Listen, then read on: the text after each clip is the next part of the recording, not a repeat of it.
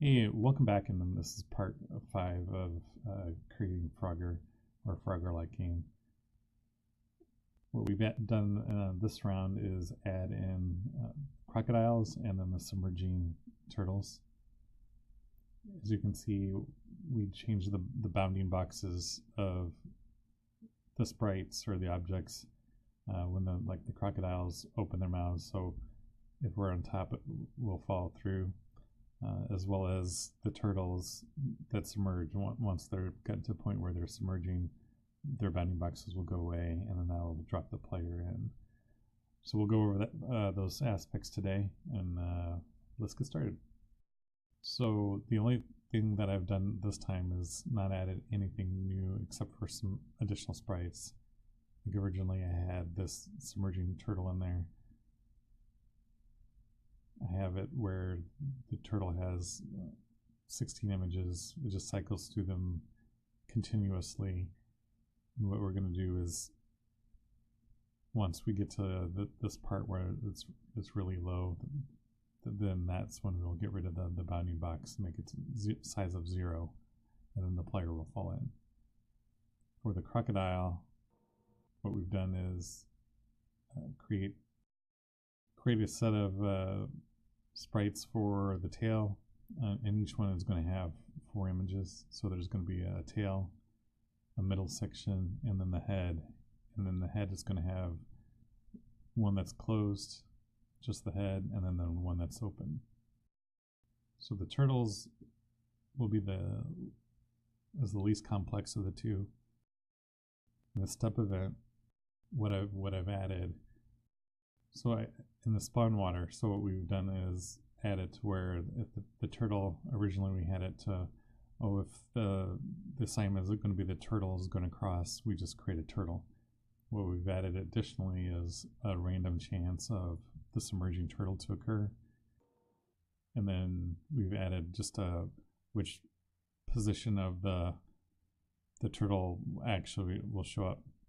Otherwise, if you have 2 or 3 on the same screen, they'll be doing the exact same thing. We don't want that. We just want them to be varied between what they're doing. I've set this to greater than 10 just so they'll show up more frequently. But in the game sense, what I would do is have the randomness be dependent on which wave you are. So the first wave, you're not going to have any submerging turtles, and then as the game goes on, you'll get more and more, eventually up till 10, so it's 50-50 chance of submerging turtles. And then the only code that we've added for the turtles themselves is this determination. So if we're the turtle sprite, and then we have a sprite index between those ones that I had shown, greater than or equals to 6 or less than 11, then we'll change the image scale to 0.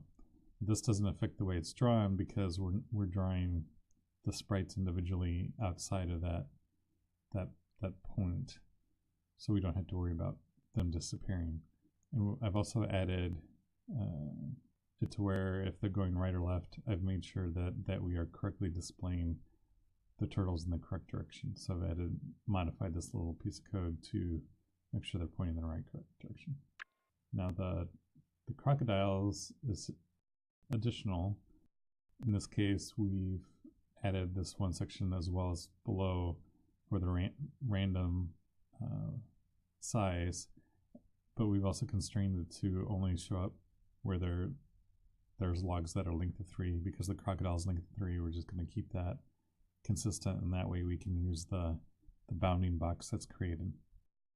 Looking at the log where we've made the additional changes, we've added, so all right, when the crocodiles are created, we create this alarm to kick off so when they open their mouths. So we're going to go ahead and start them opening their mouth and then closing. We've added 2 events, one for the open and one for the close. The open the mouth is changing the name of the sprite. The speed will be the same. What we're going to do is change this image scale to make it 2 length instead of the 3 that normally would be. And then we're going to move the sprite by 1. And the reason why we do this, when we normally draw the character or the crocodile, the head is at the very edge of the sprite. So we're moving the sprite, going to move the sprite, but we also want to keep the head where it's at. So we're going to, you'll see here is we move the sprite to the right. And this is only in the case of when the crocodile is going to the left. There isn't anything we need to do when the crocodile is going to the right, because the crocodile head is on the right side, and we're just shortening up the image scale so it'll be the correct size, so it'll always open up. But when we're going left, what we need to do is actually move the object to the left, and we'll show you in the drawing portion. We're going to shift when we're going to the left. We shift where that crocodile head is actually drawn first, so it'll be moved to the left. So we shift the object to the right, move it to the left. I know that's a little confusing. When you go through play it again, you'll understand. So the alarm 1 moves it and then sets it so it'll go close the mouth. Come back up here.